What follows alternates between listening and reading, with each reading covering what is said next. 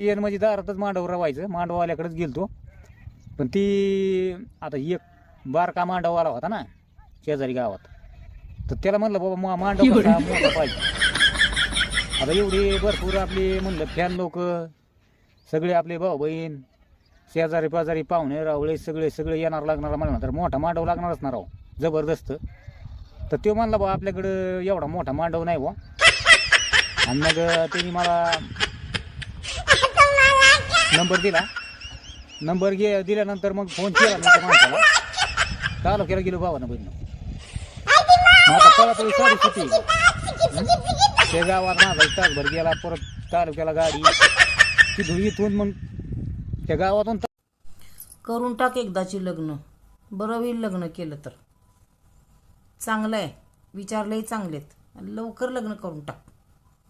कर तर कर, खरंच कर.